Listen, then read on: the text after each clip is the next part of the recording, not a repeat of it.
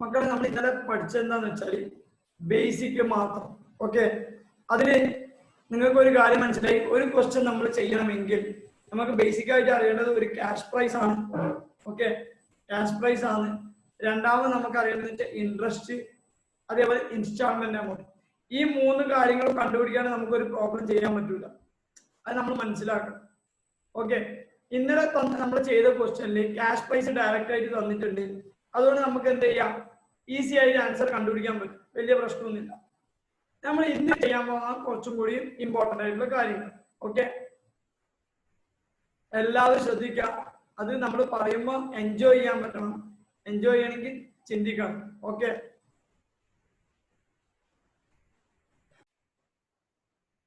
അതായത് മക്കളെ നമ്മൾ ഇന്നലെ എന്താ ചെയ്തതെന്ന് വെച്ചാല്, ഓക്കെ, നമ്മൾ ഇയർ സ്റ്റാർട്ടിങ്ങിൽ എത്രയാണോ പ്രിൻസിപ്പൽ ഔട്ട്സ്റ്റാൻഡിങ്, അതായത് നമ്മൾ അവർക്ക് എത്രയാണോ കൊടുക്കാനുള്ളത്, അതിന്റെ കൂടെ ഇയർ എൻഡ് ആകുമ്പോൾ ഇൻട്രസ്റ്റും കൂടി കൊടുക്കാനുണ്ടാവും, അതും കൂടി എടുക്കും. ഇപ്പൊ നമ്മൾ ഔട്ട്സ്റ്റാൻഡിങ് ബാലൻസ് എന്ന് പറയുന്നത് അവർക്ക് എത്രയാണോ ടോട്ടൽ കൊടുക്കാനുള്ളത്, ഇൻട്രസ്റ്റും പ്രിൻസിപ്പളും അടക്കം. അതിനുശേഷം ഇൻസ്റ്റാൾമെന്റ് പേ ചെയ്ത് കഴിഞ്ഞാൽ നമ്മുടെ ബാലൻസ് എന്ന് പറയുന്നത് outstanding balance minus instalment paid ആണ്. അതാണ് principal outstanding at end. Okay, ഇതാണ് നമ്മൾ ഇന്നലെ ചെയ്തത്. ഒരു കാര്യം മനസ്സിലാക്കണം, cash price equal to down payment plus principal outstanding at the beginning. Okay, ഇത് ഫോമിൽ ഞാൻ ഇന്നലെ പറഞ്ഞു തന്നിട്ടുണ്ട്. Cash price equal to down payment plus principal outstanding at the beginning. നോക്കിയാട്ടെ, നമുക്ക് വേണമെങ്കിൽ നോക്കാം. ഇന്നത്തെ ക്വസ്റ്റ്യനിൽ 1 lakh ആണ് cash price, down payment 40,000, principal outstanding എന്ന് പറയുന്നത് 60,000. ഓക്കെ, കറക്റ്റ് അല്ലേ? 1 lakh is equal to 1 lakh. പറയുന്ന മനസ്സിലാകുന്നുണ്ടോ മക്കളെ? അപ്രീഷിയേറ്റ് ചെയ്യാൻ പറ്റുന്നുണ്ടോ?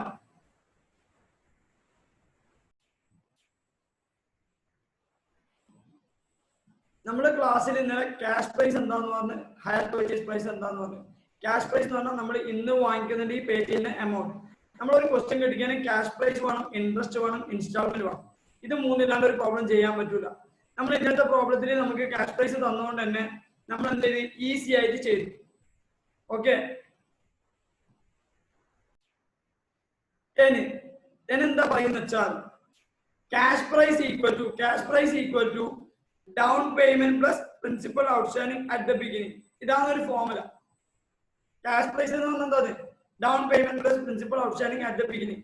മക്കളെ, ക്യാഷ് പ്രൈസ് തന്നിട്ടില്ലെങ്കിൽ നമ്മൾ അത് എന്ത് ചെയ്യണം? കണ്ടുപിടിക്കണം. തന്നില്ലെങ്കിൽ നമ്മൾ എന്ത് ചെയ്യണം? കണ്ടുപിടിക്കണം. അത് എങ്ങനെ കണ്ടുപിടിക്കും എന്ന് നമ്മൾ അടുത്ത് ചെയ്യാൻ പോകും. അത് നമ്മൾ എങ്ങനെ കണ്ടുപിടിക്കും എന്നുള്ളതാണ് അടുത്ത ചെയ്യാൻ പോകും. ഓക്കെ, എല്ലാവരും ഓക്കെ ആണ്? ഇപ്പൊ സെറ്റിൽ ആയില്ല എല്ലാവരും? സൗണ്ട് ഓക്കെ, നെറ്റ് ഓക്കെ, എല്ലാം ഓക്കെ അല്ലേ? എന്റെ മെറ്റീരിയലിലെ question number 1. Asha purchased a truck on hire purchase system. Asha എന്ത് ചെയ്തു? ഹയർ പർച്ചേസ് സിസ്റ്റത്തിൽ ഒരു ട്രക്ക് വാങ്ങിച്ചു. As per terms she is required to pay 70,000 down, 53,000 at the end of first year, 49,000 at the end of second year, and 55,000 at the end of third year. Interest is charged at 10% per annum. You are required to calculate the total cash price of the truck and the interest paid with each installment. മക്കളെ മനസ്സിലായിക്കോ? ഈ she is required to pay 70,000 down. Okay, down എന്ന് പറഞ്ഞാൽ down payment. 53,000 എന്ന് പറയുന്നത് അത് instalment ആണ്. ആ instalment എന്ന് പറയുമ്പോൾ അതിൽ പ്രിൻസിപ്പൽ ഉണ്ട്, ഇൻട്രസ്റ്റ് ഉണ്ട്. പ്രിൻസിപ്പൽ ഉണ്ട്, ഇൻട്രസ്റ്റ് ഉണ്ട്. അതായത് നമ്മളിപ്പോ ചെയ്ത് കഴിഞ്ഞാൽ ഈ 70,000 പ്ലസ് 53,000 പ്ലസ് 49,000 പ്ലസ് 55,000 ചെയ്ത് കഴിഞ്ഞാൽ ഇതൊക്കെ ആഡ് ചെയ്ത് നമുക്ക് കിട്ടുന്നത് ഹയർ പർച്ചേസ് പ്രൈസ് ആണ്. കാരണം ഹയർ പർച്ചേസ് പ്രൈസ് എന്ന് പറയുന്നത് cash prize plus total interest. നമുക്ക് വേണ്ടതെന്ന് വെച്ചാൽ ക്യാഷ് പ്രൈസ് ആണ്. ഈ ക്വസ്റ്റ്യനിൽ ക്യാഷ് പ്രൈസ് തന്നിട്ടില്ല. എങ്ങനെയാണ് നമ്മളിന് കണ്ടുപിടിക്കാൻ പോകുന്നത്? ഓക്കെ, എല്ലാവരും ഓക്കെ ആണോ മക്കളെ? സെറ്റാണ്. Target cash price. ഓക്കെ മക്കളെ, ഇത് സാധാരണ രീതിയിൽ നമ്മൾ ചെയ്താൽ കിട്ടൂല. അതുകൊണ്ട് ഞാൻ എന്ത് ചെയ്യുന്ന വെച്ചാൽ നമ്മൾ സാധാരണ എന്താണോ ചെയ്യുന്നത് അതിന്റെ ഉൾട്ട എഴുതി പോസ്റ്റ് ചെയ്തു. ഉൾട്ട എന്ന് പറഞ്ഞാൽ ഓപ്പോസിറ്റ്. അതായത് സാധാരണ ഫസ്റ്റ് നമ്മൾ എഴുതിയത് principal outstanding at the beginning ആണ്, പിന്നെ ഇൻട്രസ്റ്റ് ആണ്, പിന്നെ ഔട്ട്സ്റ്റാൻഡിങ് ബാലൻസ്, പിന്നെ ഇൻസ്റ്റാൾമെന്റ് പേ ചെയ്യല്, പിന്നെ principal outstanding at the end. ഇങ്ങനെയാണ് നമ്മൾ സാധാരണ ചെയ്യല്. പക്ഷെ ഞാൻ എന്ത് ചെയ്ത് അത് റിവേഴ്സ് ചെയ്തിട്ട് കിട്ടും. കാരണം അതിനൊരു ഇതുണ്ട്, കാരണം ആ രീതിയിൽ നമുക്ക് ആൻസർ കണ്ടുപിടിക്കാൻ പറ്റും. ആ രീതിയിൽ മാത്രമേ ആൻസർ കണ്ടുപിടിക്കാൻ പറ്റൂ. മക്കളെ എല്ലാവരും ശ്രദ്ധിച്ചോ. ഇത് ബൈഹാർട്ടൊന്നും പഠിക്കേണ്ട, ശ്രദ്ധിച്ചാൽ നല്ല മനസ്സിലാവും. ഓക്കെ, നിങ്ങൾക്ക് അതായത് നമ്മൾ എന്താ ചെയ്യുന്ന വെച്ചാൽ ഇയർ 1 അല്ല എടുക്കുക, ഇയർ 3 ആണ്. ഫസ്റ്റ് എടുക്കുന്നത് ഇയർ 3 ആണ്. സാധാരണ ചെയ്യുമ്പോൾ ഇയർ 0 വെച്ചിട്ട് തുടങ്ങണം, അല്ലെങ്കിൽ ഇയർ 1 വെച്ചിട്ട് തുടങ്ങണം. നമ്മൾ ഈ പ്രോബ്ലം ചെയ്യുമ്പോൾ തുടങ്ങുന്നത് വെച്ചാൽ ഇയർ 3 വെച്ചിട്ടാണ്. കാരണം ഇത് ഫുൾ റിവേഴ്സ് വർക്കിംഗ് ആണ്, അല്ലെങ്കിൽ ഉൾട്ട വർക്കിംഗ് ആണ്. മക്കളെ മനസ്സിലാക്കേണ്ടത് principal outstanding at the end എന്ന് പറയുമ്പോൾ എല്ലാ എമൗണ്ടും കറക്റ്റ് ആയിട്ട് പേ ചെയ്യുന്നുണ്ടെങ്കിൽ 0.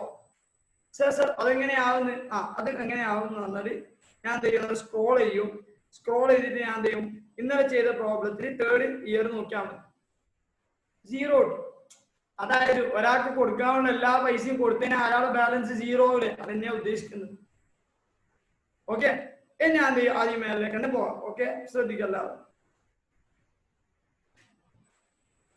അതായത് ശ്രദ്ധിക്കണേ, നമ്മുടെ ബാലൻസ് 0 ആയി. നമ്മുടെ ബാലൻസ് 0 ആയി. ഈ 0 എങ്ങനെ ആയത്? അതായത് ഞാൻ പറയുന്നത് ശ്രദ്ധിച്ചോ. ഒരു എമൗണ്ട് പേ ചെയ്തപ്പോഴല്ലേ നമ്മളത് 0 ആയത്. ഒരു എമൗണ്ട് പേ ചെയ്തപ്പോഴല്ലേ 0 ആയത്. ഏത് എമൗണ്ടാണ് നമ്മൾ പേ ചെയ്തത്? 3rd ഇയറിൽ നമ്മൾ ഏതാണോ പേ ചെയ്തത് ആ എമൗണ്ട്. നമ്മൾ ഒരു എമൗണ്ട് പേ ചെയ്തപ്പോഴാണ് നമ്മൾ വേറൊരാൾക്ക് കൊടുക്കാനുള്ള എമൗണ്ട് ബാലൻസ് 0 ആയത്. ഫോർ എക്സാമ്പിൾ, ഞാൻ എന്ന് പറയുന്ന ഒരാൾക്ക് ഒരു എമൗണ്ട് കൊടുക്കാനുണ്ട്.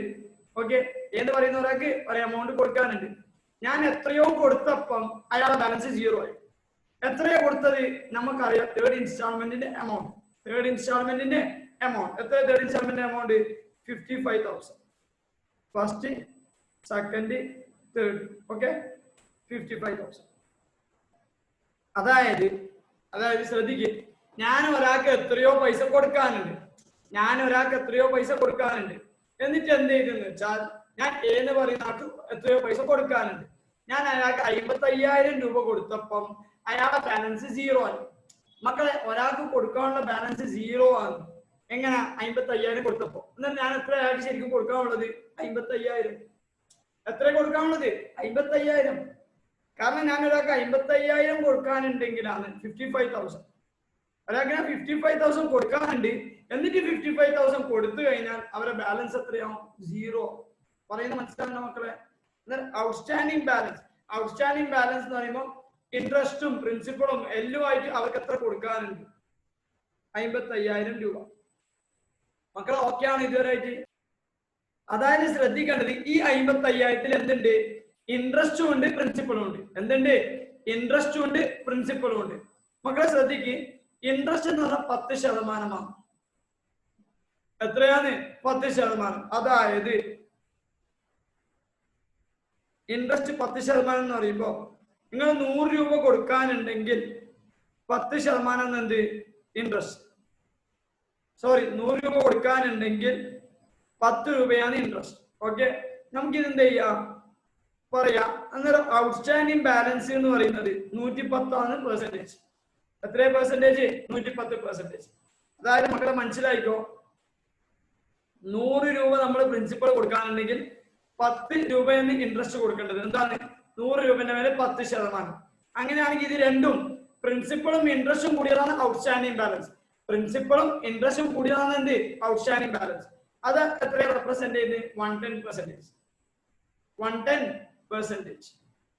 ഓക്കെ, അതുകൊണ്ട് തന്നെ നമ്മൾ എന്താ പറയുന്നത് വെച്ചാൽ, ശ്രദ്ധിക്കുക എല്ലാവരും, ഇൻട്രസ്റ്റ് ഈസ് ഈക്വൽ ടു അല്ലെങ്കിൽ പ്രിൻസിപ്പൽ ഈസ് ഈക്വൽ ടു 2 വേണമെങ്കിൽ കണ്ടുപിടിക്കാം. ഓക്കെ, അതായത് 100% ആണ് പ്രിൻസിപ്പൾ, 10% ആണ് ഇൻട്രസ്റ്റ്.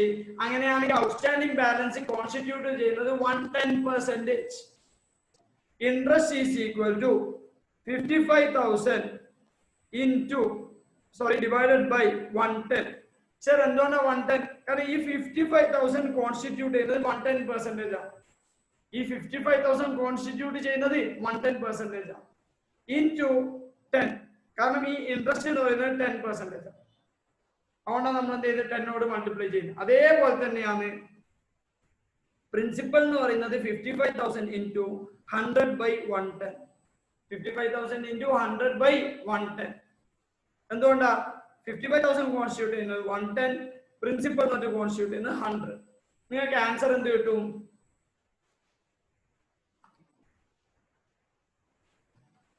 പ്രിൻസിപ്പൽ ഇൻട്രസ്റ്റ് നിങ്ങൾക്ക് കിട്ടുന്നത് 5000. ഓക്കെ, ബ്രാക്കറ്റിൽ ഞാൻ എഴുതാം 55,000 ഇൻറ്റു 10/110.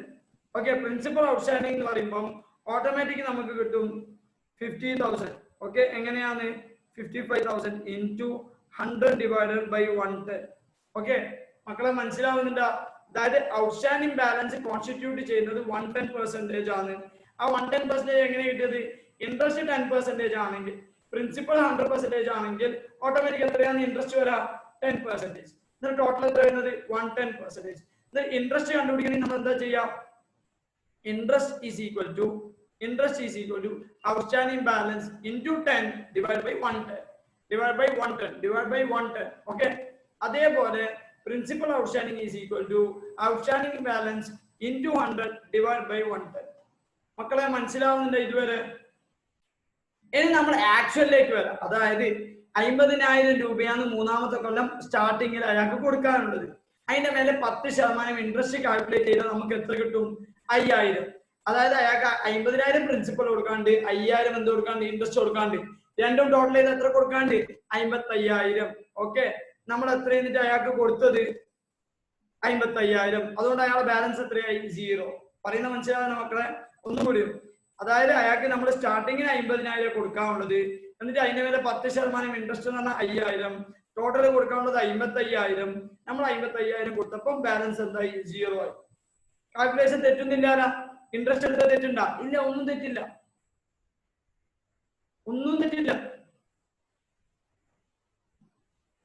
ഇനി നമ്മൾ ചെയ്യേണ്ടത് ഇയർ 2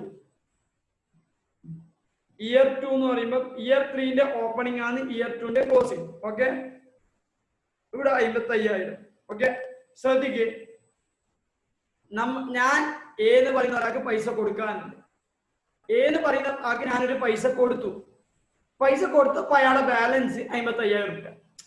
ഞാൻ ഏന്ന് പറയുന്ന ആൾക്ക് ഒരു പൈസ കൊടുക്കാനുണ്ട്.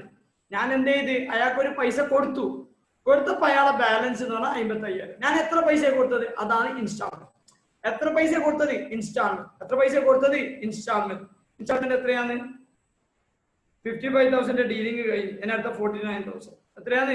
49,000. അതായത് ശ്രദ്ധിക്ക്, ഞാൻ ഏന്ന് പറയുന്ന ആൾക്ക് എത്രയോ പൈസ കൊടുക്കാനുണ്ട്. എന്നിട്ട് ഞാൻ 49,000 കൊടുത്തപ്പം അയാളുടെ ബാലൻസ് എത്രയായി? 55,000 ആയി. അങ്ങനെയാണെങ്കിൽ ഞാൻ എത്രയാണ് അയാൾക്ക് കൊടുക്കാനുള്ളത്? 49,000 പ്ലസ് 55,000. കൊടുത്തത് പ്ലസ് കൊടുക്കാത്തത്. ശ്രദ്ധിക്കുന്നുണ്ടോ?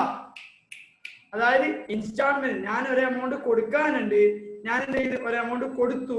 അപ്പൊ അയാളുടെ ബാലൻസ് 55,000. അയാൾക്ക് ആദ്യം കൊടുക്കാനുള്ളത് 55,000. അപ്പൊ ശരിക്കും അയാൾക്ക് എത്ര കൊടുക്കാനുള്ളത്? നീ ഇപ്പം കൊടുത്തതും പിന്നെ കൊടുക്കാത്തതും. 50,000 അല്ലേ വാല്യൂ? കൊടുക്കാത്തതും സംഭവം മനസ്സിലാകുന്നില്ല? ഇതെല്ലാം നമ്മളെ പ്രാക്ടിക്കൽ ലൈഫിൽ ചിന്തിച്ചാൽ മതിയില്ലേ? വേറെ എന്തെങ്കിലും പുറത്ത് ചിന്തിക്കണം. നമ്മള് പ്രാക്ടിക്കൽ ലൈഫിൽ ചിന്തിച്ചാൽ മതി മക്കളെ, വേറൊന്നുമില്ല. ഓക്കെ, അതുകൊണ്ട് തന്നെ ബാലൻസ് എന്ന് പറയുന്നത് 99,000 ആണ്. അതായത് ഞാൻ ഒരാൾക്ക് 99,000 റുപ്പീസ് കൊടുക്കാനുണ്ട്. ഞാൻ അയാൾക്ക് 49,000 കൊടുത്തു. അയാൾക്ക് ഇപ്പൊ കൊടുക്കാനുള്ള ബാലൻസ് എത്രയാ? 50,000. പറയുന്ന മനസ്സിലാകുന്നില്ല? സെയിം കോൺസെപ്റ്റ് ആണ് ഇവിടെ. ഈ 99,000 എന്ത് ഇൻക്ലൂഡഡ് ആ? ഇൻട്രസ്റ്റ് ഇൻക്ലൂഡഡ് ആണ്, പ്രിൻസിപ്പലും ഇൻക്ലൂഡഡ് ആണ്. നമ്മൾ സെയിം 10/110 കോൺസെപ്റ്റ്. അതായത് ഇൻട്രസ്റ്റ് നിങ്ങൾക്ക് കിട്ടും 9,000, പ്രിൻസിപ്പൽ ഔട്ട്സ്റ്റാൻഡിംഗ് എന്ന് പറയുന്നത് 90,000 കിട്ടും. 10/110. ഓക്കെ, ഞാനിവിടെ കാൽക്കുലേഷൻ ഒന്നുകൂടി ചെയ്യാം. ഇത് ഫസ്റ്റ് ക്വസ്റ്റ്യൻ ആയതുകൊണ്ട് 99,000 ഇൻറ്റു 10/110, 99,000 ഇൻറ്റു 100/110. മക്കളെ മനസ്സിലാവുന്നുണ്ടോ? അതായത് രണ്ടാമത്തെ കൊല്ലം സ്റ്റാർട്ട് ചെയ്യുമ്പോൾ ഞാൻ അയാൾക്ക് കൊടുക്കാനുള്ളത് 90,000. അതിന്റെ മേലെ ഒരു കൊല്ലത്തേക്ക് ഞാൻ കൊടുക്കാനുള്ള ഇൻട്രസ്റ്റ് 9,000. ടോട്ടൽ അയാൾക്ക് കൊടുക്കാനുള്ളത് 99,000. അയാൾക്ക് ഞാൻ കൊടുത്തത് 49,000. അയാൾക്ക് ഇപ്പം ബാലൻസ് ആയിട്ട് കൊടുക്കാനുള്ളത് 50,000. ഇനി 50,000 കൊടുക്കാനുള്ളത് ഞാൻ മൂന്നാമത്തെ കൊല്ലം അയാൾക്ക് ഇൻട്രസ്റ്റ് കൊടുക്കാണ്ട് 5,000. ടോട്ടൽ അയാൾക്ക് കൊടുക്കാനുള്ളത് 55,000. ഞാൻ അയാൾക്ക് 55,000 കൊടുത്തപ്പോൾ അയാളുടെ ബാലൻസ് 0 ആയി. That's it. മനസ്സിലാവുന്നുണ്ടോ മക്കളെ? ഇനി ഇയർ 1 സ്റ്റാർട്ട് ചെയ്യുമ്പോൾ, ഓക്കെ, ഇയർ 1ന്റെ എൻഡ്. ഓക്കെ, ഇയർ 1ന്റെ എൻഡ് എന്ന് പറയുമ്പോൾ എൻഡിലെ ബാലൻസ് ആണ് ഇയർ 2ലെ സ്റ്റാർട്ടിങ്ങിലെ ബാലൻസ്. അതുകൊണ്ട് തന്നെ നമുക്ക് മനസ്സിലായി ഇവിടെ 90,000 വരാം. അതായത് ഏത് പറയുന്നതൊക്കെ ഞാൻ എത്രയോ കൊടുക്കാനുണ്ട്, ഞാൻ എത്രയോ പൈസ കൊടുത്തു, അപ്പൊ അയാളെ ബാലൻസ് 90,000 ആ. എത്രയാ ഞാൻ കൊടുത്തത്? അത് 53,000. അത് എത്രയാ? 53,000 ഫസ്റ്റ് ഇയറിന്റെ ഇൻസ്റ്റാൾമെന്റ് പേയ്ഡ്. അതായത് ഒരാൾക്ക് ഞാൻ എത്രയോ കൊടുക്കാനുണ്ട്, ഞാൻ 53,000 കൊടുത്തു, അയാളെ ബാലൻസ് എത്രയാ? 90,000. എത്രയാ? 90,000. അങ്ങനെയാണെങ്കിൽ ഞാൻ അയാൾക്ക് എത്രയോ കൊടുക്കാനുള്ളത്? നിങ്ങൾ കൊടുത്ത പൈസയും ഇപ്പൊ ബാക്കി കൊടുക്കാനുള്ള പൈസയും കൂടി കൂട്ടിക്കഴിഞ്ഞാൽ നിങ്ങൾക്ക് എന്ത് കിട്ടും? അയാൾക്ക് എത്രയാ കൊടുക്കാനുള്ളതെന്ന് കിട്ടും. ഓക്കെ, എത്ര കിട്ടാ? 1,43,000. If I am right, 1,43,000. Okay, ഈ 1,43,000 എന്ന് പറയുന്നത് അതിനെന്തുണ്ട്? ഇൻട്രസ്റ്റ് ഉണ്ട്, പ്രിൻസിപ്പൽ ഉണ്ട്. നമ്മൾ എന്താ ചെയ്യേണ്ടത്? അത് സെഗ്രിഗേറ്റ് ചെയ്യണം. ഇൻട്രസ്റ്റ് എന്ന് പറയുന്നത് 1,43,000 into 10 by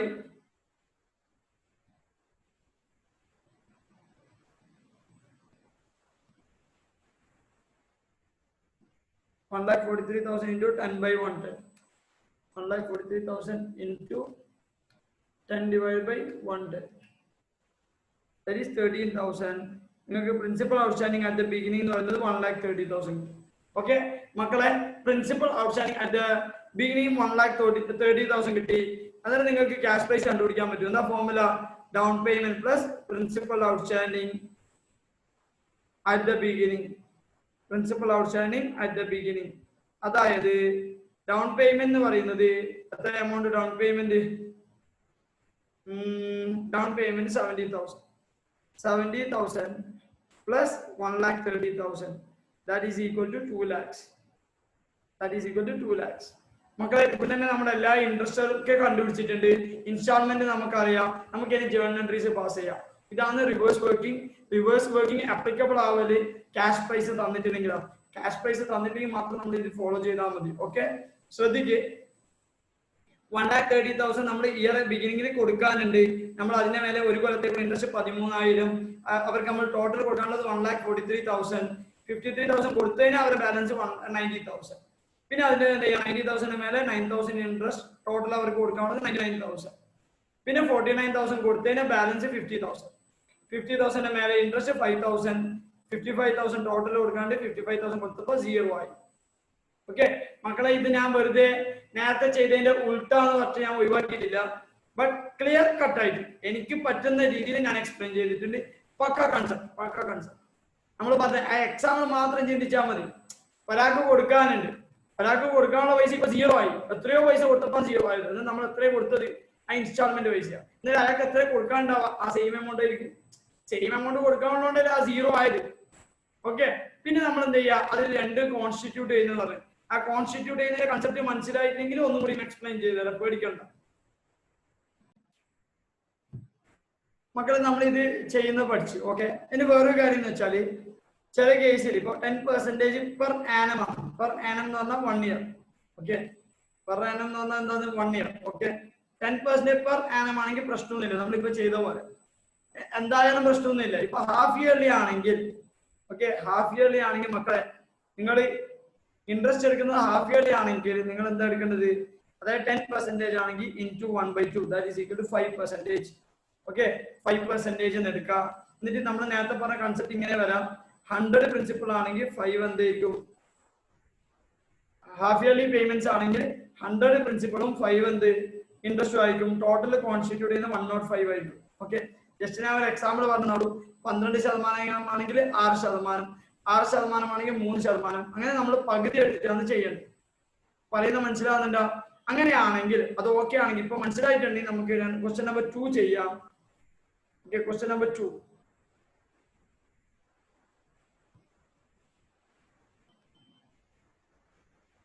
ക്വസ്റ്റ്യൻ നമ്പർ 2 എടുക്കും മക്കളെ. എല്ലാവരും ക്വസ്റ്റ്യൻ നമ്പർ 2 ചെയ്യും. എല്ലാവരും ചെയ്യണം, എല്ലാവരും ചെയ്യണം മക്കളെ. ക്വസ്റ്റ്യനിൽ ഡൗൺ പേയ്മെന്റ് തന്നിട്ടില്ലെങ്കിൽ നമ്മൾ ഡൗൺ പേയ്മെന്റ് 0 ആയിട്ട് അസ്യൂം ചെയ്യും. ഓക്കെ, ഡൗൺ പേയ്മെന്റ് മാൻഡേറ്ററി ഒന്നല്ല. ഡൗൺ പേയ്മെന്റ് ഇല്ലെങ്കിൽ അത് 0 ആയിട്ട് അസ്യൂം ചെയ്യും. ഉണ്ടെങ്കിൽ നമ്മൾ അത് എടുക്കണം. ഓക്കെ, ഡൗൺ പേയ്മെന്റ് ഉണ്ടെങ്കിൽ down payment plus principal outstanding at the beginning ആണ് ക്യാഷ് പ്രൈസ്. അല്ലെങ്കിലോ principal outstanding at the beginning ആണ് ക്യാഷ് പ്രൈസ്. ഓക്കെ, പെട്ടെന്ന് ചെയ്താട്ടെ. Question number 2.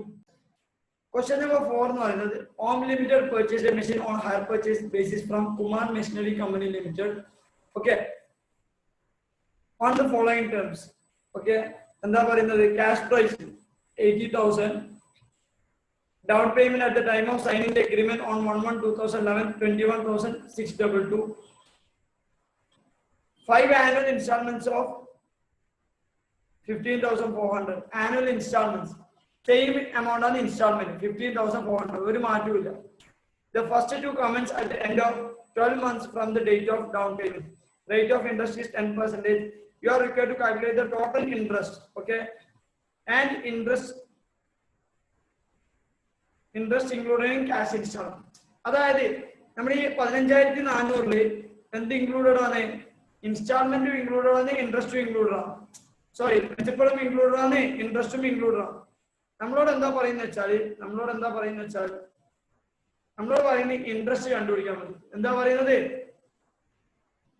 ഇൻട്രസ്റ്റ് കണ്ടുപിടിക്കാൻ മതി.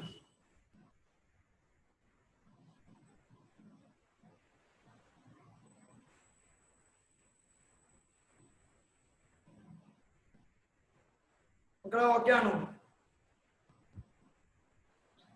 അതായത് ഇവിടെ ഇൻക്ലൂഡിങ് ക്യാഷ് ഇൻസ്റ്റാൾമെന്റ് എന്നിട്ട് ഉദ്ദേശിക്കുന്നത്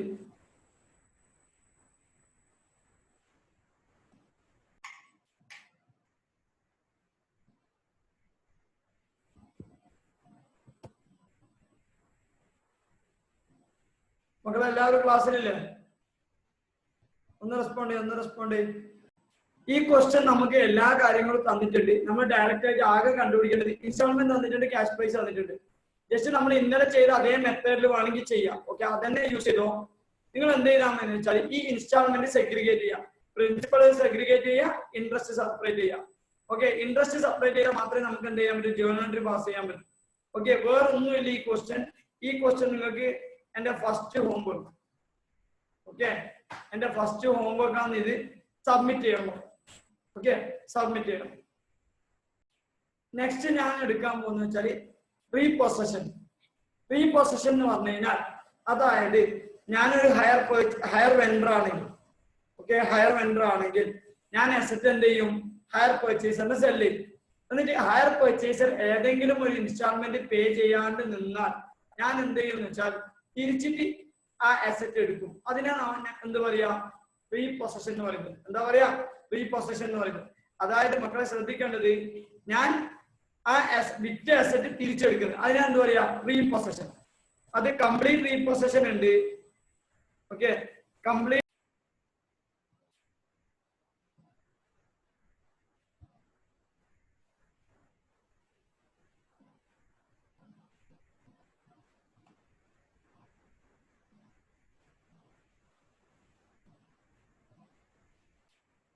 റീപൊസഷൻ എന്ന് പറയുന്നത് 2 ടൈപ്സ് ആണ്. Complete repossession, partial repossession. അതായത് റീപൊസഷൻ എന്ന് പറഞ്ഞു കഴിഞ്ഞാൽ, ഞാൻ ഒരു ഹയർ വെണ്ടർ ആണെങ്കിൽ ഞാൻ ഒരു ഗുഡ്സ് സെല്ല് ചെയ്തു. അയാൾ എന്ത് ചെയ്യണം? ഓരോ ഇൻസ്റ്റാൾമെന്റ് ആയിട്ട് പേ ചെയ്യണം എമൗണ്ട്. ഹയർ പർച്ചേസ് ബേസിസിലാണ് ഞാൻ സെല്ല് ചെയ്തത്. ഓക്കെ, പക്ഷെ അയാൾ എന്ത് ചെയ്യുന്നെന്ന് വെച്ചാൽ 4 ഇൻസ്റ്റാൾമെന്റ് പേ ചെയ്യുന്നിടത്ത് 3 ഇൻസ്റ്റാൾമെന്റ് പേ ചെയ്തു. പിന്നെ അയാൾ എമൗണ്ട് പേ ചെയ്തിട്ടില്ല. അങ്ങനെയാണെങ്കിൽ എനിക്ക് എന്ത് ചെയ്യാൻ പറ്റും? ആ തിരിച്ചായിട്ട് അസറ്റ് എടുക്കാൻ പറ്റും, അല്ലെങ്കിൽ അതിന്റെ ഗുഡ്സ് എടുക്കാൻ പറ്റും. ഓക്കെ, ഇതിനാ പറയുന്നത് റീപൊസഷൻ എന്ന് പറയുന്നത്. ഇനി കംപ്ലീറ്റ് റീപൊസഷൻ എന്താണ്, പാർഷ്യൽ റീപൊസഷൻ എന്താണെന്നാണ് അടുത്ത പറയേണ്ടത്. നിങ്ങൾക്ക് ഇപ്പോ റീപൊസഷൻ ഈ റീപൊസഷൻ എന്ന് പറയുന്നത് 2 രീതിയിലുണ്ട്. ഒന്ന് കംപ്ലീറ്റ് റീപൊസഷൻ, ഒന്ന് പാർഷ്യൽ റീപൊസഷൻ. കംപ്ലീറ്റ് റീപൊസഷൻ എന്ന് പറഞ്ഞാൽ എന്താണ്? പാർഷ്യൽ റീപൊസഷൻ എന്ന് പറഞ്ഞാൽ എന്താണ്? അതാണ് നമ്മൾ അടുത്ത പഠിക്കാൻ പോകുന്നത്. ഓക്കെ ആണോ മക്കളെ? കംപ്ലീറ്റ് റീപൊസഷൻ എന്ന് പറഞ്ഞാൽ എന്താന്ന് വെച്ചാൽ, ഞാൻ 2 ട്രക്ക് സെയിൽ ചെയ്തു. ഓക്കെ, ഞാൻ 2 ട്രക്ക് സെയിൽ ചെയ്തു. ആ 2 ട്രക്കും റീപൊസസ് ചെയ്യുന്നേക്കാണ് എന്ത് പറയാം? കംപ്ലീറ്റ് റീപൊസഷൻ എന്ന് പറയുന്നത്. ഞാൻ 2 ട്രക്ക് സെയിൽ ചെയ്തു, ആ 2 ട്രക്കും റീപൊസസ് ചെയ്യുന്നേക്കാണ് എന്താ പറയാ? Complete repossession. 3 ട്രക്ക് ആണെങ്കിൽ 3 ട്രക്കും ഞാൻ എന്ത് ചെയ്യും? റീപൊസസ് ചെയ്യും. പിക്കപ്പ് വാൻ ആണെങ്കിൽ pickup van. Okay, what ever, ഞാൻ എന്ത് അസറ്റ് ആണോ ഞാൻ വിറ്റത്, അതായത് ഞാൻ എന്ത് ഗുഡ്സ് ആണോ വിറ്റത്, അത് എത്രയാണ് വിറ്റത് അത് ഫുൾ ആയിട്ട് റീപൊസസ് ചെയ്യുന്നുണ്ടെങ്കിൽ അതിന് പറയും കംപ്ലീറ്റ് റീപൊസഷൻ.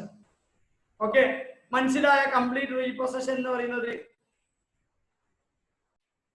ഇനി പാർഷ്യൽ റീപൊസഷൻ എന്ന് പറയുന്നത്, പാർഷ്യൽ റീപൊസഷൻ എന്ന് പറയുന്നത് 2 ട്രക്ക് സെയിൽ ചെയ്തു, ഓക്കെ, 1 ട്രക്ക് റീപൊസസ് ചെയ്തു, 1 ട്രക്ക് റീപൊസസ് ചെയ്തു. അങ്ങനെയാണെങ്കിൽ നമ്മൾ എന്ത് പറയാ? പാർഷ്യൽ റീപൊസഷൻ എന്ന് പറയുന്നത്.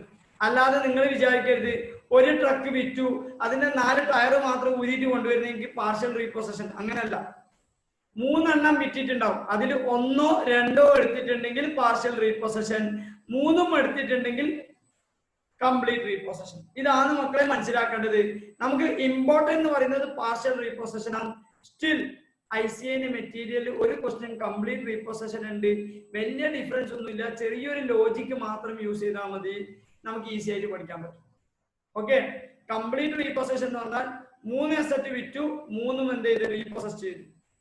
ഓക്കെ, പാർഷ്യൽ എന്ന് പറഞ്ഞാൽ 3 വിറ്റു, 2 തിരിച്ചെടുക്കുന്നു അല്ലെങ്കിൽ 1 തിരിച്ചെടുക്കുന്നു, അതിനാണ് എന്ത് പറയാ? Partial repossession. ഓക്കെ അല്ലേ മക്കളെ?